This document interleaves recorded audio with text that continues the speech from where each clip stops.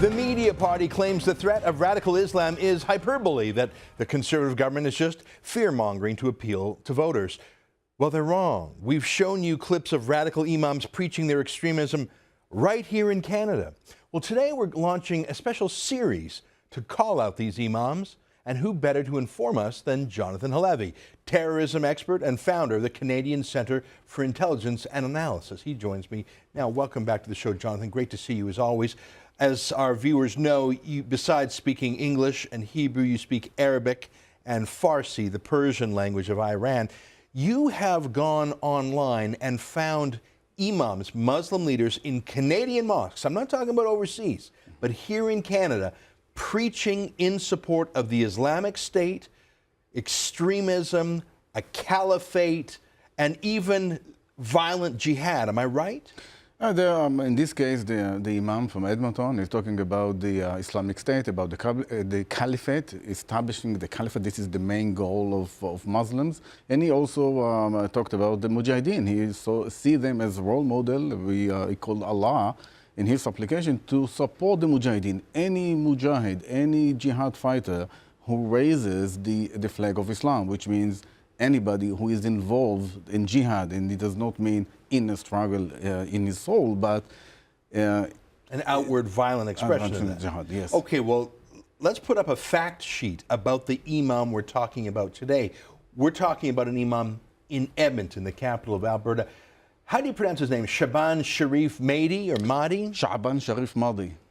And he's in Edmonton, but he's from Egypt. That's a Muslim Brotherhood stronghold, isn't it? And now he leads prayers at the Glengarry Hall in Edmonton. What do you know about that? Is that like a community center that they use for? They have a place in which the Muslim community, his congregation, gathered each Friday for the Friday prayer, and he had. Has a sermon before the prayer and talks about, in many cases, I watched dozens of his sermons from the beginning to the end. He tends to focus on political issues and talks about the current situation in the Middle East, what's happening between the West and Islam. And he is mostly interested in what's happening in Egypt, of course, and the struggle over the power between Sisi and Mohammed Morsi. Right. And he's affiliated, you see that his views, he is supportive of the Muslim Brotherhood. Well, let's play 4 clips. Now, these are clips, as you say, you've watched a lot of his sermons. They're in Arabic. You're fluent in Arabic. That's his native language from Egypt. And that's what he's telling new Canadians who speak Arabic. Let's watch the first one where he talks about the caliphate. That's another way of saying the Islamic State. يا شعب فلسطين الأبية ستعود القدس وتكون عاصمة للدولة الإسلامية وليس الفلسطينية. تفتح كل أوروبا من الأندلس لولا الخيانات. هذه دعوة النبي محمد صلى الله عليه وسلم. النصر قادم أيها الأحبة فلا تيأسوا. ثم تكون خلافة راشدة على منهاج النبوة. إننا نستقبلها. It sounds like he's not just dreaming about a heaven where it's theological law. It sounds very specific. He's talking about Muslim battles of the past, like in Spain, about battles in Jerusalem and Palestine. He wants an Islamic State. He was an Islamic State. He does not support ISIS, by the way, does not support the Caliphate. He supports the Islamic State that will be established by those who are the right person, the right Islamic organization, which is the Muslim Brotherhood. So he's not for ISIS, he's for the Muslim Brotherhood. Yes, you can see that he is supportive of Yusuf al-Qaradawi, for example. He's seen as a role model. And Hassan al-Banna, so the founder of the Muslim Brotherhood. Right. Yeah. These are the terrorist group that's affiliated with Hamas, the folks who assassinated Anwar Sadat, because he made peace with Israel. Here's the second clip. Now, these are your translations. You watched hours of this footage, translating from Arabic. Here he is talking about mujahideen, which are jihad fighters. Take a look. لماذا الجماعة الإرهابية؟ لأنها تدعو إلى عودة الخلافة.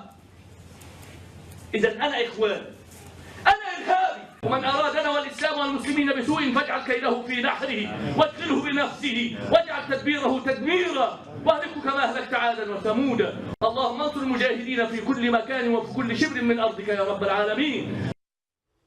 Now, that went by fairly quickly, but if I'm reading that, your translation right, he's saying, if there's something wrong with being for the caliphate, well, call me what. If that's being a terrorist, I'm a terrorist.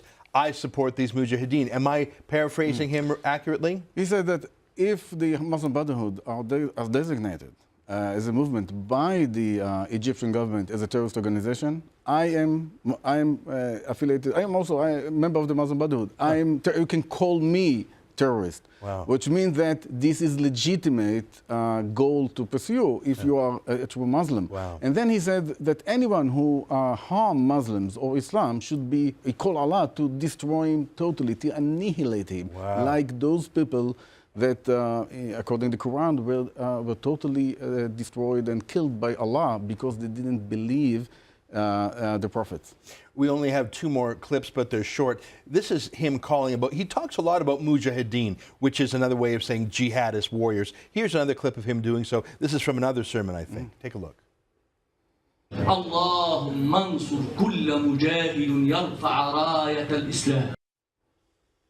So he's saying Allah supports jihadist mujahideen. And then let's just throw one more clip, because he doesn't just talk about fighting, he talks about who he doesn't like in Canada, and he talks about adulterers. Take a quick look at this. الزانية والزاني فاجلدوا كل واحد منهما 100 جلدة ولا تقبلوا لهم شهادة أبدا. You know what? I don't know if he talked about Jews or Christians or infidels in the sermons you saw, but did he? He also talked about Jews. He mentioned that Sisi, his mother was Jewish. That's what he said, and that's why he is Chayin, he's a traitor, and he cannot serve in the Egyptian army. So if someone's a Jew, they're a traitor. He cannot serve because of that in the Egyptian army. Now I saw that there was dozens of young men in there, no women, of course, and they were listening very carefully, and some of them were holding their hands in a sign of devotion or prayer. Does this guy still preach at that mosque in Edmonton? Yes, Yeah. you can see. You can Every week, watch, he's talking about jihad, mujahideen, Islamic State. That's what I took from several of his sermons, and I think it's very important because the message, when he talked about mujahideen, those who are listening, his congregation can understand that he is really referred to the mujahideen in other places like Somalia, Palestine, Syria, Iraq, and he mentioned these countries.